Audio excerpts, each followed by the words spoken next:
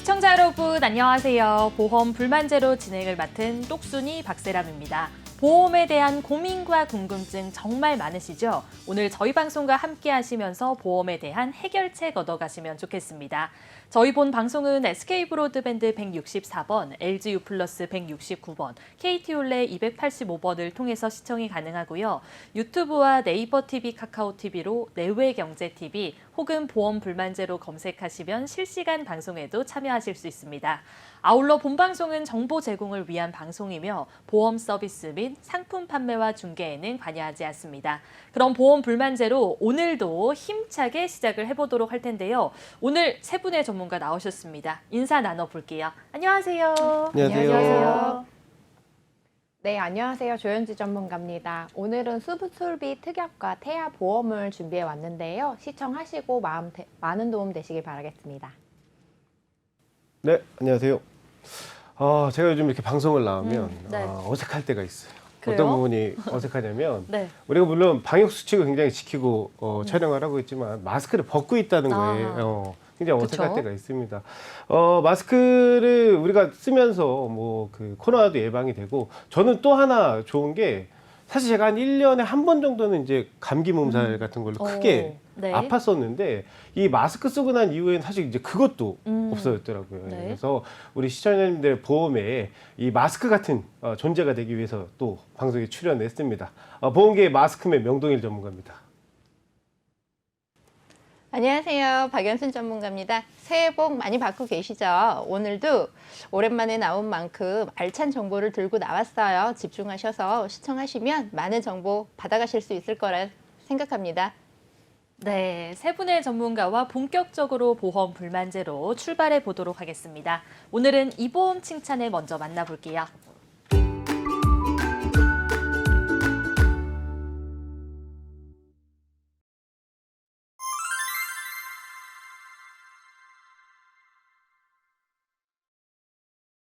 오늘의 보험 칭찬의 시간입니다. 칭찬받을 만한 보험에 대해서 이야기 나눠보도록 할 텐데요. 수술비 보험 짚어보도록 하겠습니다. 자, 명동일 전문가님, 네. 우리 시청자분들이 진단비에 대한 필요성을 느껴도 네네네. 수술비 보험이 과연 필요할까 이렇게 많이들 생각을 해주시는데 어떤 내용 가지고 오셨을까요? 사실 이제 뭐 제가 상담을 다니다 보면 네.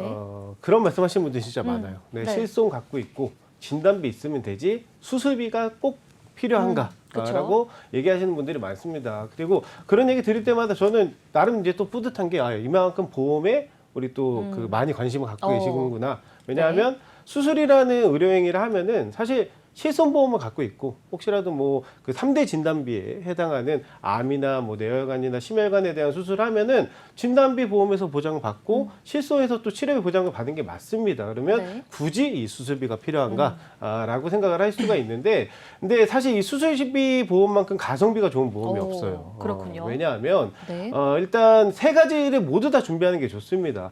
진단비는 사실 뭐 가장 그 보장받는 금액이 크고요, 액수가. 네. 그리고 또 어떤 의료행위가 필요 없이 진단만 받으면 보장을 받을 수가 있는 구조이기 때문에 진단비는 당연히 기본으로 가져가셔야 된다라고 말씀을 드리는 거고 실손의료비 같은 경우는 사실 국민보험이잖아요, 이제는. 예, 너무나도 많은 분들이 전 국민이 한 70%, 80%가 준비를 하셨기 때문에 실질적인 내 그 치료비를 내 부담금을 제외하고는 이제 보험회사에서 보장을 해주기 때문에 실손의료비는 저희가 국민보험으로 꼭 가져가셔야 된다라고 말씀을 드리지만은 사실 실손보험의 가장 좀 치명적인 단점이 있어요. 어떤 요즘 걸까요? 계속 이제 이슈가 되는 게 네. 우리가 이제 그 연말만 되면 이 실손보험이 뭐 손해율이 너무 높아져가지고 갱신된다고 하죠. 보험회사가 네. 뭐 적자가 너무 많이 나서 이 보험 그 인상률을 굉장히 좀 많이 올려야 된다. 근데 이제 또 금융당국은 그렇게 하지 말아라. 네. 뭐 이걸로 굉장히 알력 싸움을 많이 하거든요. 맞습니다. 그래서 그 부분이 사실은 이 실손이 갱신형이기 때문에 발생을 하는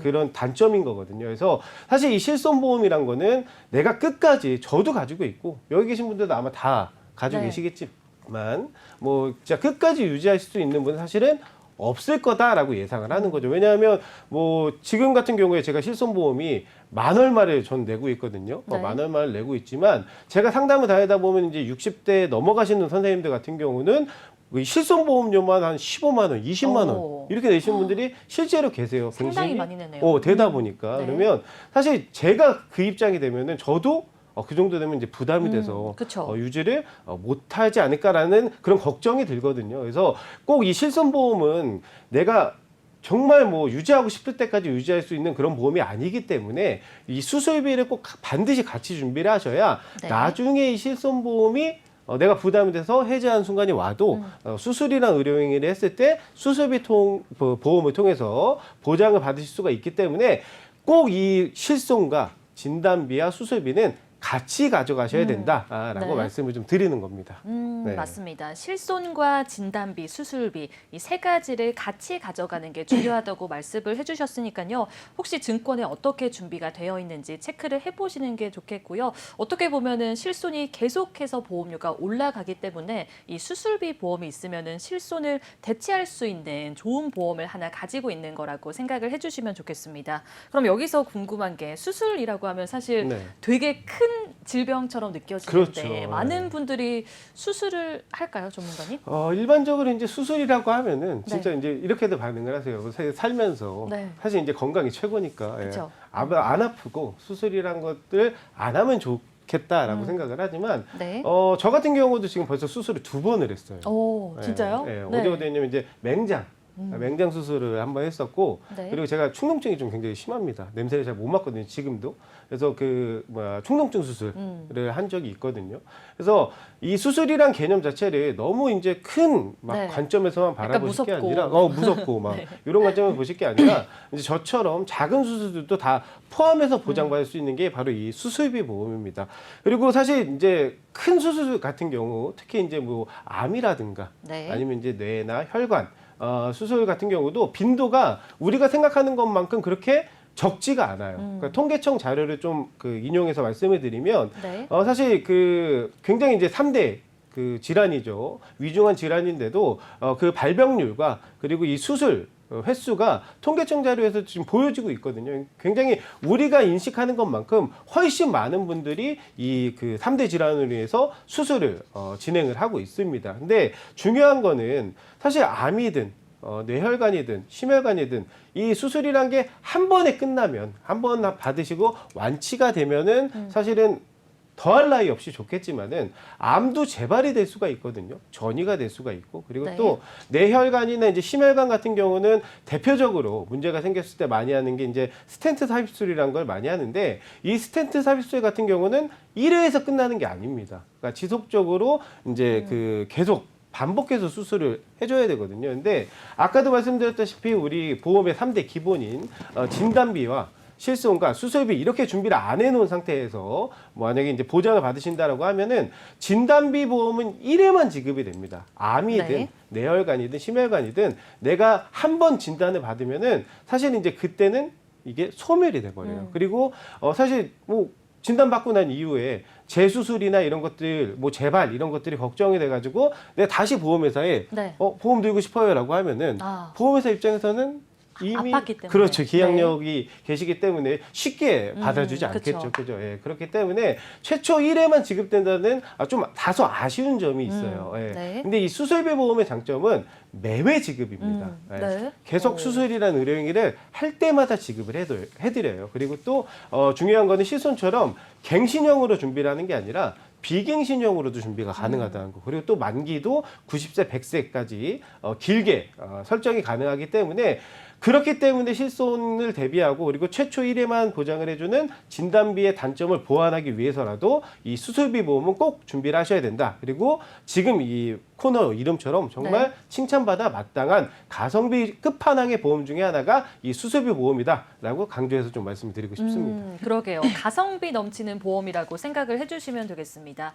보통 보험이 한 번 진단을 받으면은 그걸로 그렇죠. 끝인 끝이죠. 경우가 네. 많잖아요. 그런데 수술비 보험 같은 경우에는 회당 지급이 된다고 생각을 해주시면 되겠습니다. 내가 수술할 때마다 보장을 받을 수 있기 때문에 진단비에다가 이 수술비까지 같이 세트로 가져가시면 좋을 것 같으니까요. 정말 그 말씀하신 것처럼 오늘의 보험 칭찬에 걸맞는 보험이라는 생각이 듭니다. 그럼 조금 더 자세히 들어가 보도록 할게요. 박연순 전문가님, 네. 이 수술비 보험도 종류가 많을 것 같은데 제일 유명한 이 엔대 질병 수술비랑 종 수술비 어떤 차이점이 있는지도 알아볼까요? 그렇죠. 종 수술비와 엔대 수술비의 차이점은 나타나 있는데 일단은 이제 저희가 이제 표를 준비한 거를 보시게 되면 제가 네. 차근차근 설명을 드릴게요.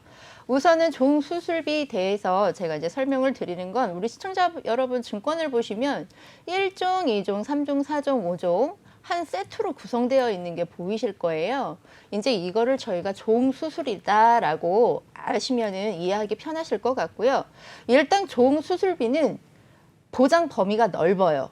이제 그리고 중대한 수술에 대해서 보장을 받을 수가 이제 크게 받는다라고 이야기를 드리고 싶고요. 네. 일단 그리고 종수술비의 가장 이제 중요한 점은 제가 이제 수술 방법이라고 이야기를 이제 드리고 싶은 게 이제 수술 방법이 관열이 있고 비관열이 있어요. 네. 이제 관열 같은 경우에는 우리가 의사 선생님이 피부를 절개해요. 눈으로 직접 보면서 하는 수술을 이야기를 하고요. 비관열은 많이들 아세요. 내시경이랑 네. 뭐 카테터라던가 그다음에 이제 신개발 시술이라던가 이제 이런 거를 저희가 비관열 수술로 이제 보고 있고요. 네. 이제 이 종수술은 암수술, 뭐 근치술, 그다음에 하지 정맥, 대장 용종, 맹장 이런 걸 이제 생활 질환 보장이 많이 받을 수 있다라는 이제 네. 장점이 있어요.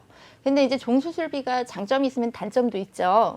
이제 단점은 뭐가 있냐면 이제 1년 이내에 같은 질병으로 두 가지의 이제 수술을 받거나 같은 종류의 수술을 2회 이상 받을 경우에는 이제 1회에 한해서 가장 높은 종 수술의 금액을 보상을 받는다. 이게 네. 이제 단점으로 볼 수 있을 것 같고요.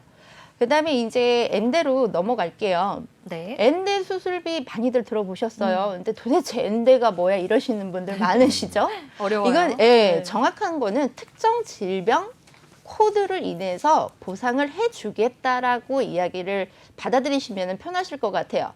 일단 우리가 이제 병원에 가서 진단서라는 거를 받아요. 근데 그 진단서를 보게 되면 알파벳이 보여요. 뭐 A부터 Z까지 이용을 하고 있지만 알파벳이 보이고 그 뒤에 대분류 숫자가 나와 있고 그다음에 이제 세분류 숫자가 나와 있는데 이거를 저희가 질병 코드로 보는 거예요.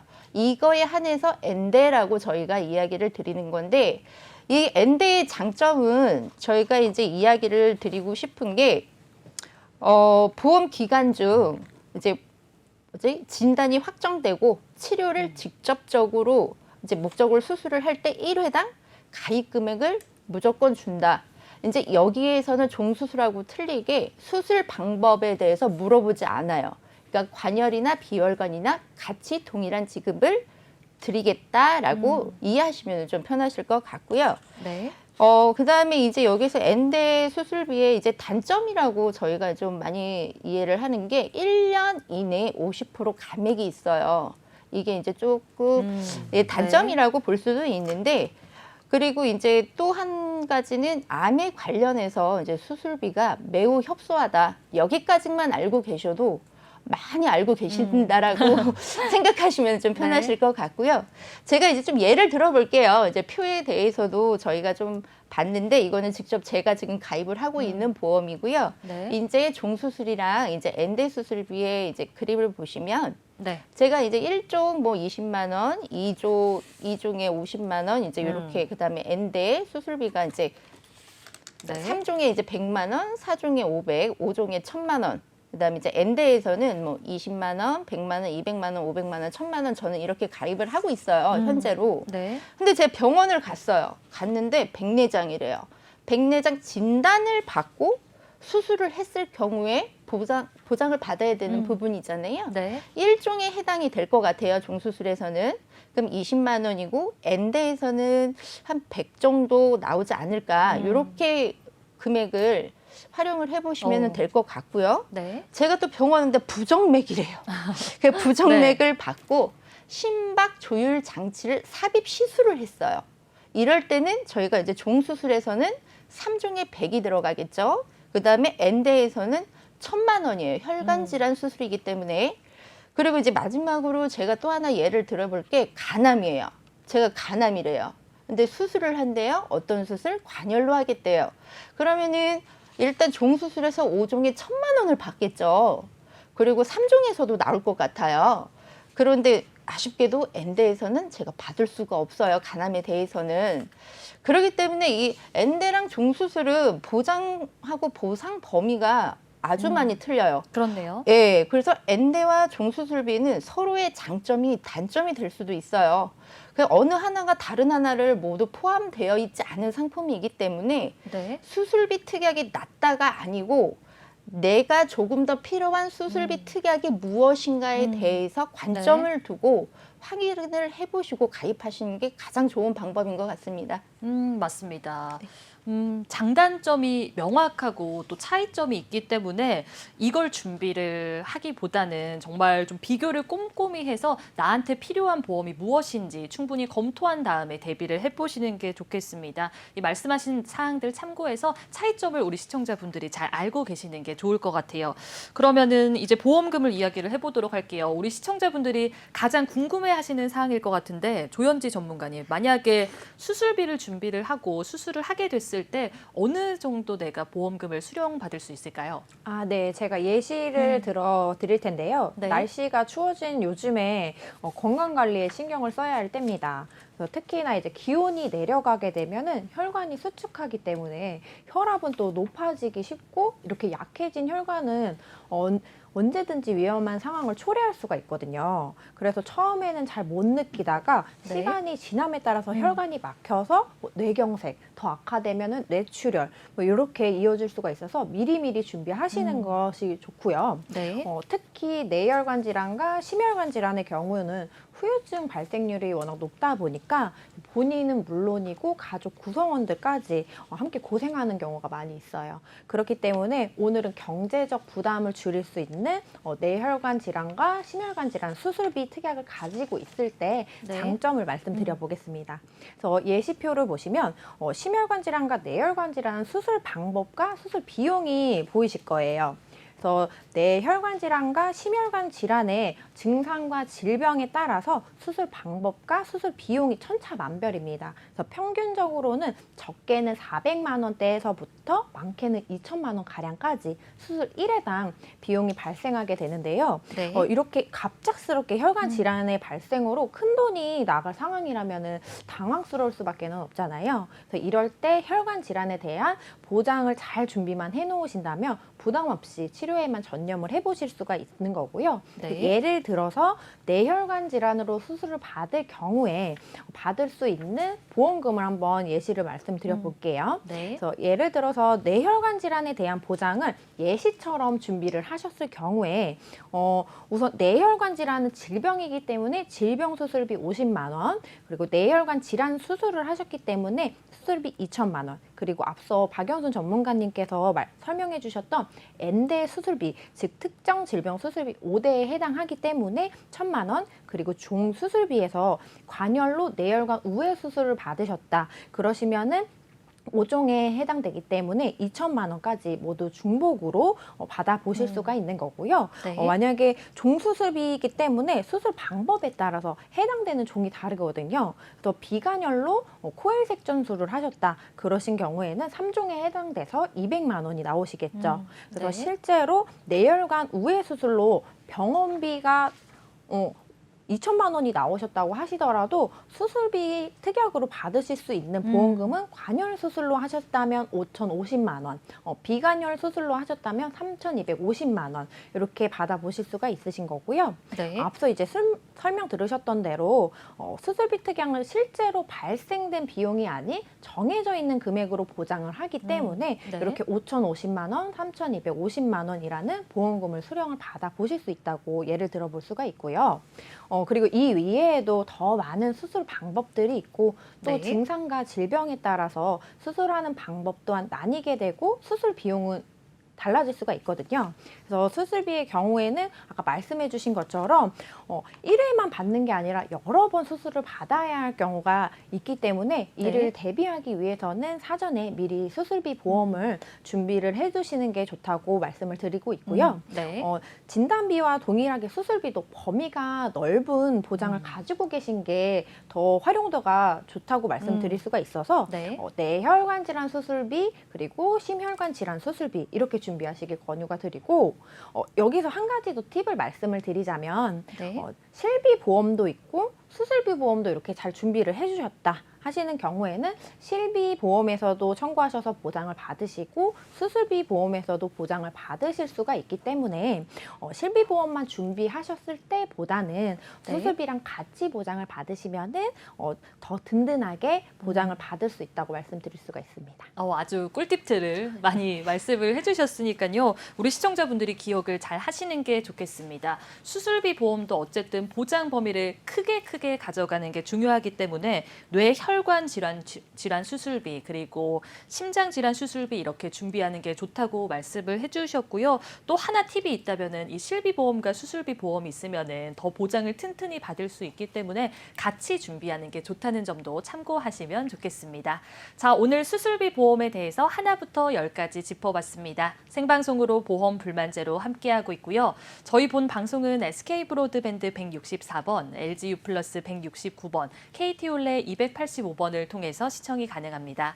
유튜브와 네이버 TV, 카카오 TV로 내외경제TV 혹은 보험 불만제로 검색하시면 실시간 방송에도 참여할 수 있고요. 아울러 본방송은 정보 제공을 위한 방송이며 보험 서비스 및 상품 판매와 중개에는 관여하지 않습니다. 그러면 그 다음으로 칭찬받을 만한 보험 화면으로 만나볼게요.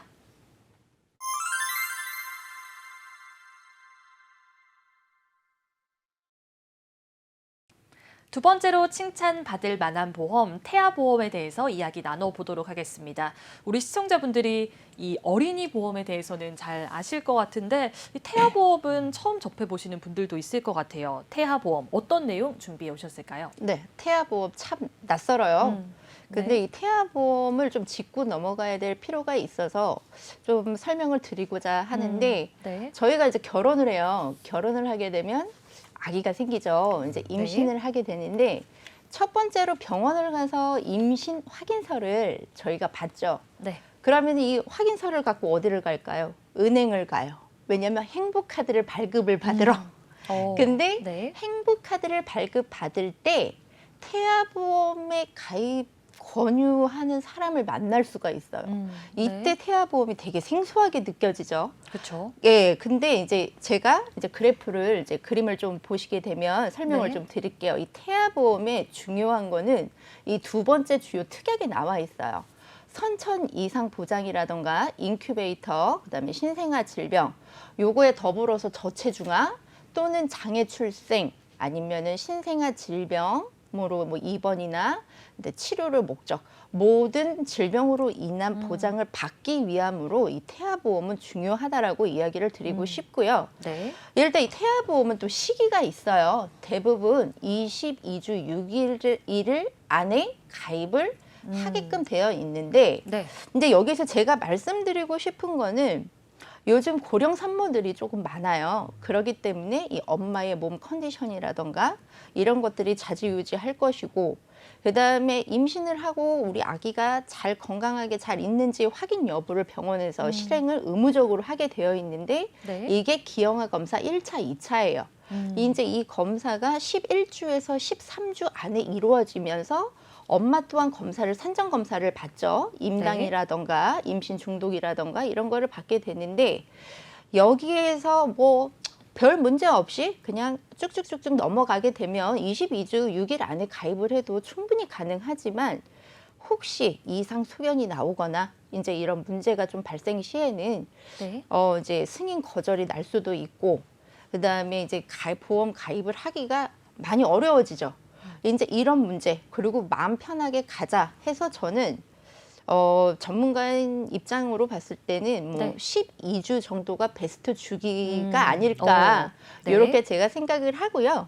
그다음에 이제 또 보험료에 대해서도 많이들 궁금해 하시죠. 그렇겠죠. 예, 근데 이 태아보험 같은 경우에는 납입 횟수가 정해져 있어요. 내가 빨리 듣는다고 해서 보험료를 많이 내거나 이러지는 않아요. 그래서 그런 문제는 걱정을 안 하셔도 되고요. 일단 엄마와 우리 아이가 질병으로부터 모든 질병으로부터 안전하게 태어나고 태어난 후에부터라도 계속 보장을 받을 수 있다라고 이게 이제 중요한 거고 솔직히 저도 이제 딸 둘을 다 이 과정을 거치고 다 낳았어요. 그렇기 네. 때문에 이 태아보험의 중요한 점은 일단 우리 아이가 건강하게 태어나는 게 제일 우선적인 목적이기도 하지만 뱃속에 있을 때부터 어떻게 보장을 받을 수 있겠는가 요거를 생각을 해보시면 태아보험의 중요성을 쉽게 이해하실 수 있을 거라고 생각합니다. 말씀 들어봤을 때 준비를 해놓는 게 좋겠다는 생각이 듭니다. 우리 아이와 산모를 위해서 준비를 해놓으시면 좋을 것 같고요. 사실 선천적으로 뭐 질병을 가지고 태어날 수 있기 때문에 미리미리 준비를 하시는 게 좋다고 짚어주셨습니다. 가장 베스트인 시기는 12주 전에 준비를 네네네. 해놓으시면 되니까요. 이 부분은 참고를 하시면 좋을 것 같고요. 명동일 전문가님, 네. 그럼 이 태아보험의 실손 의료비도 중요하지 않을까요? 중요하죠. 그러니까 태아보험은 사실은 이제 드는 이유가 궁극적인 목표는 딱 두 가지입니다. 하나는 산모를 위한 거, 네. 그리고 하나는 태어난 아기를 위한 거. 그러니까 이제 임신 기간 중에 사실은 이제 그 산모한테 어떠한 건강적으로 질병이나 이런 것들이 발생을 할 수가 있잖아요. 근데 우리가 가지고 있는 성인보험이나 실손의료비 같은 경우는 사실은 이 임신 코드, 아까 그 박연선 전문가님이 얘기하셨던 질병 분류 코드 중에 이제 5코드, 임신 관련된 코드들은 사실 보장을 안 해주는 경우가 많거든요. 그렇기 때문에 네. 내가 갖고 있는 실손만 맹신하고 있다가 혹시라도 이제 이 그 태아보험의 산모 특약을 넣지 않고 나서 내 산모가 어떠한 그 건강적으로 문제가 발생을 하면은 보장을 못 받을 수도 있는 그런 그 아찔한 상황이 올 수가 있거든요. 그래서 네. 태아보험을 준비하실 때는 사실 뭐 모든 보험이 다 그래요. 네. 뭐 사실 저는 이제 세상에 나쁜 보험은 없다라고 생각을 하거든요. 우리가 보험을 드는 목적은 사실 미래를 알면은 보험을 들 이유가 없잖아요. 그쵸. 그죠? 아니, 더 들려나요? 미래를 알기 때문에. 대비를 하기 위해서 그러니까. 그럴 수도 근데 있어요. 보험이란 거는 사실 이제 미연에 앞으로 있을 일을 방지하고자 보험을 준비하는 거기 때문에 사실 보장을 받을 수 있는 그 군을 최대한 많이 넓혀놓으면 넓혀질수록 내가 보장받을 수 있는 확률이 넓어지는 거고 그만큼 내 마음도 가벼워지는 거거든요. 안심이 되는 거거든요. 그래서 태아보험을 준비하실 때는 첫 번째는 꼭 산모 관련된 네. 특약까지 같이 넣어서 이 산모 실손 같은 이런 내용들도 같이 넣어서 준비를 하실 거를 권유를 드리고요. 그 다음에 두 번째는 이제 그 선천 네. 이상 관련된 부분입니다. 그래서 태아가 물론 건강하게 태어나면은 너무나도 좋겠지만 사실은 그 모르잖아요. 우리가 앞일은 아무도 네. 알 수가 없기 때문에 만일에 대비해서 이 태아가 어떠한 혀 유착증이라든가 사실 이런 것들은 굉장히 또 빈번해요. 그렇게 또 그 큰 질병이 아니기 때문에 그리고 또 그 간단한 시술로도 또 네. 완치가 가능합니다. 근데 그런 것들에 대해서 사실 이제 준비가 되어 있지 않으면 그러면은 이제 또 보장을 받을 수가 없는 상황이 오기 때문에 산모 관련된 특약과 선천 이상 관련된 특약은 태아보험에 꼭 들어가야 되는 게 맞다라고 생각을 합니다. 그리고 또 태아보험 준비하실 때 이제 그 많이들 여쭤보시는 게 네. 그 아이 실손도 네. 미리 준비할 이유가 있느냐 이렇게 여쭤보시는 분들이 궁금하실 것 많은데 같아요. 네. 근데 사실 이것도 마찬가지예요. 만약에 우리 아이가 건강하게 잘 순산돼서 태어나면 출생이 되면은 아무런 보험회사도 트집이나 문제 삼지 않고 그쵸. 보험을 가입을 시켜주겠지만 혹시라도 어딘가가 이제 좀 아픈 상태에서 네. 안타깝게 이제 그런 일이 발생을 하게 되면 보험회사는 자선 사업단체가 아니거든요. 그쵸. 예, 뭐 나한테야 정말로 눈에 넣어도 안 아플 그런 자식이긴 하지만 보험회사가 바라봤을 때는 사실은 위험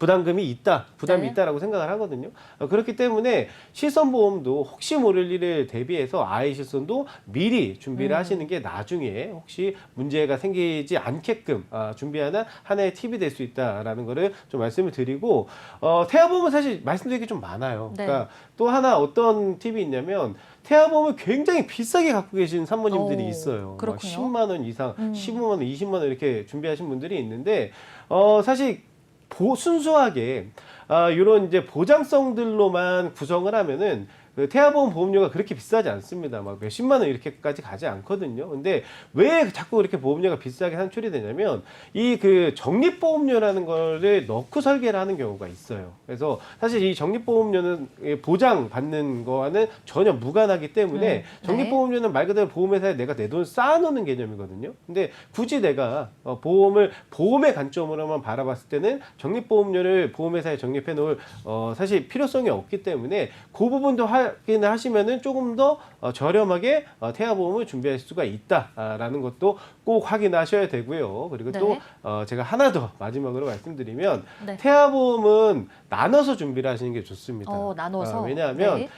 태아보험 구성군이 아까도 얘기했지만 산모 관련된 특약과 그다음에 선천 이상 관련된 특약 그리고 나중에 이제 태아가 태어나고 나서 어린이 보험 네. 그러니까 우리가 흔히 하는 암이나 뭐 내심 진단비 이런 것들이 구성이 되어 있는 게 이제 종합적으로 구성이 되는 게 태아보험인데 사실은 이제 산모 관련 특약이랑 선천 이상 특약은 이게 아이가 한 3살에서 한 5살 정도 되면은 어딘가는 선천 이상은 다 발견이 되거든요. 네. 그렇기 때문에 굳이 그거를 오랫동안 가지고 계실 필요가 없어요. 근데 만약에 이 보험을 한 보험 안에 3가지를 다 묶어 놓으면은 중간에 이제 뭐 특약 삭제를 하기에 좀 어려움이 있을 수도 있고 하기 때문에 차라리 아예 처음에 준비를 하실 때 네. 어린이 보험 관련된 특약 하나 따로 준비를 하시고 그다음에 산모 관련된 특약과 선천 이상 관련된 특약 이렇게 2가지를 나눠서 준비를 하시면 나중에 아이가 한 3살에서 뭐 5살 사이 돼 가지고 이제 더 이상 선천 관련된 이상 증후가 보이지 않는다라고 하면 이쪽 보험은 그냥 해지를 해버리면 되는 거니까. 예, 그래서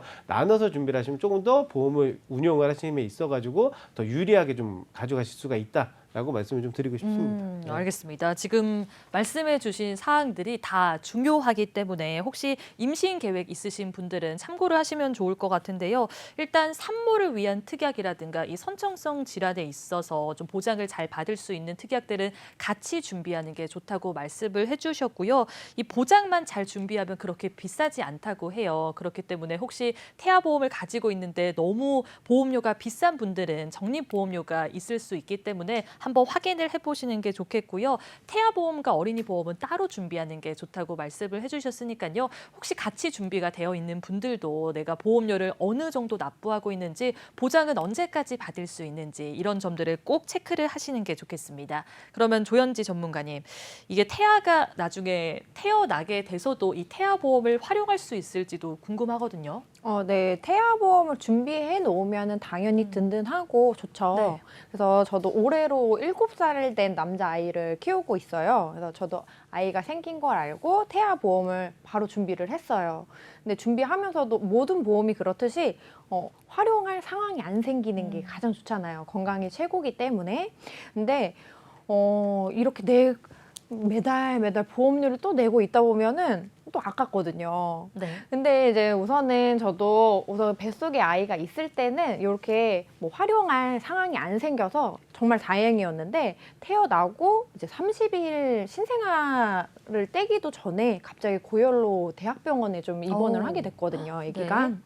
그래서 검사를 하고 입원을 하게 되는데 아기가 너무 어리니까 1인실을 쓸 수밖에는 없었어요. 네. 그래서 애들마다 생활 패턴이 다르기 때문에 어릴수록 이제 1인실을 쓰게 되는데 1인실 입원을 한 3박 4일 정도 하고 나서 진료비 계산서를 보니까 거의 한 90만 원 정도가 나왔더라고요. 그렇군요. 좀 많이 나왔는데 네.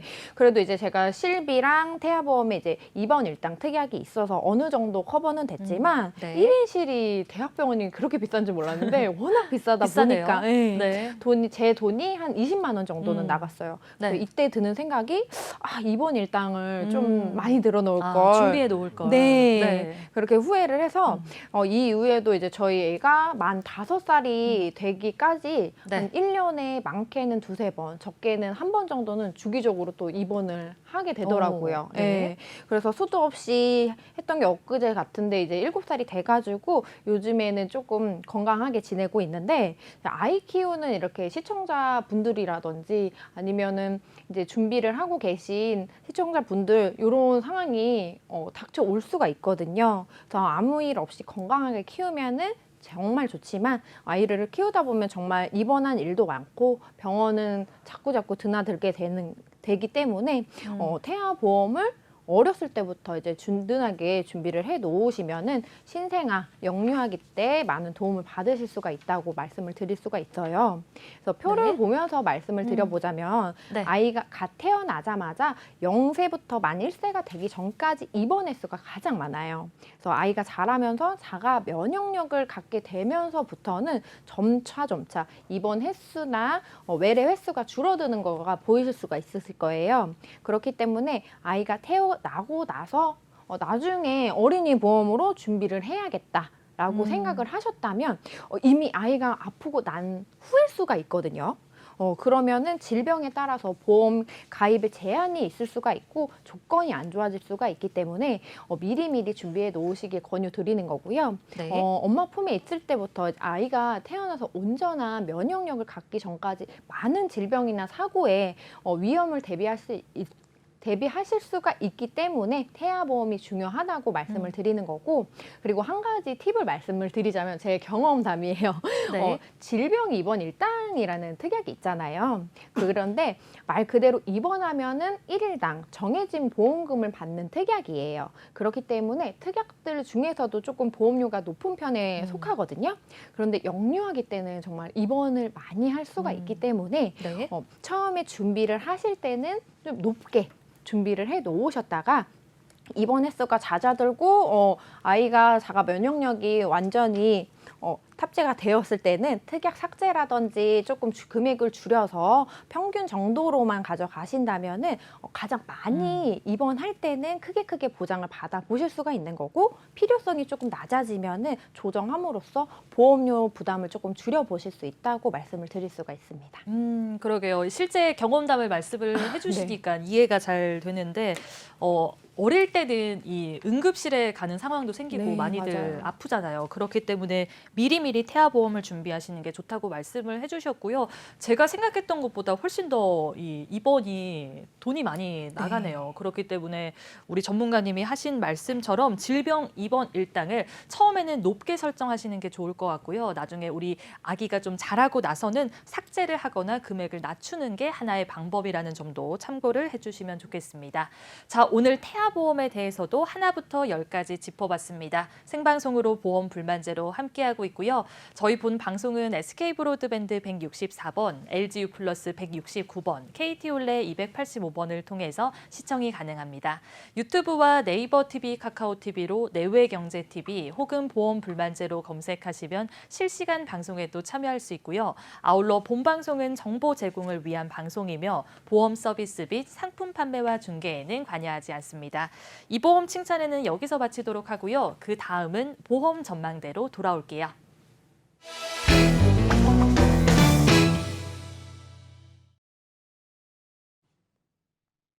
보험 전망대 시간입니다. 우리 전문가 분들이 실제로 도와드렸던 상담 사례를 통해서 이 보험에 대한 고민과 궁금증을 해결해 보도록 하겠습니다. 자, 명동일 전문가님, 네. 이분 같은 경우에는 어떤 고민이 있었고 또 보험에 어떤 문제점들이 있었을까요? 일단은 굉장히 젊으세요. 32세 남성분이셨고요. 네, 젊으시네요. 젊은 분입니다. 그리고 네. 젊은 분이라 보험에 관심이 없어요. 네. 나이가 어리면 좀 그렇더라고요. 그러니까요. 네. 전혀 관심이 없으셔. 얼마큼 나가는지도 모르고. 얼마가 나가는지도 모르고. 근데 이제 요 근래 들어가지고 주변에 이제 뭐 지인들의 얘기를 네. 하다 보니까 자기 보험료가 생각보다 많이 나간다는 거를 느낀 거예요. 그때 느끼셨군요. 넌 얼마네? 네. 이렇게 물어보다가. 네. 그래서 이제 저희 쪽에 그 상담을 좀 받으셨던 실제 사례인데 네. 일단은 보험료를 한 달에 한 34만 원 정도 납입을 하고 있었습니다. 32살 치고는 그렇죠. 많이 비싸요. 남자 네. 혼자 내시는 건데 사실 저희가 이제 말씀드린 게 이게 연령대에 따라 적정 보험료라는 게 나올 수밖에 없어요. 왜냐하면 네. 꼭 필요한 보험들 앞서도 말씀드렸지만 뭐 진단비나 뭐 수술비나 실손 그리고 운전하시는 분은 뭐 운전자 보험 그쵸. 뭐 이렇게 구성을 하면은 사실 이제 들어가는 내용들은 다 똑같기 때문에 네. 거기서 이제 어떤 보험사의 뭐 보험료 이제 그 비교를 해보면은 이 연령대별 평균 금액이 나올 수밖에 없거든요. 그래서 네. 사실 30대 남성분이 그러니까 사망에 대한 보장의 필요성을 못 느껴서 만약에 종신보험을 제외하고 네. 순수하게 뭐 보장성으로 진단비, 수술비, 실손, 운전자 네. 이렇게 준비를 하셨다라고 하면은 그럼 제 나이 때거든요. 예, 그러면 네. 한 25만 원 오. 정도 선이 적정 보험료다라고 보여지는데 많이 비싼 편이네요. 그렇죠. 근데 그러면. 이분은 지금 34만 원이나 내고 네. 있었으니까 그러니까 거의 한 10만 원 정도를 지금 네. 한 달에 더 내고 계신 거죠. 그죠? 근데 이제 내용이라도 그러면 좋아야 되는데. 좋으면은 사실 뭐 이렇게 다행이다라고 생각을 그쵸. 할 수가 있는데 네.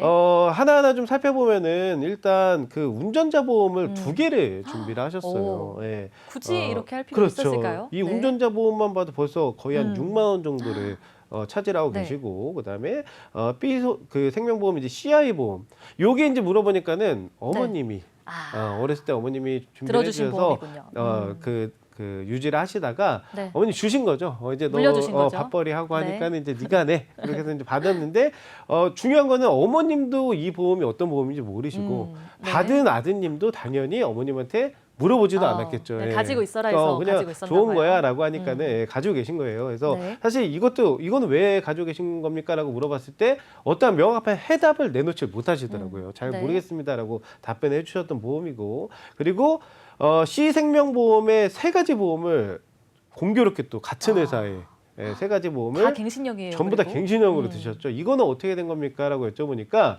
이분이 착해요.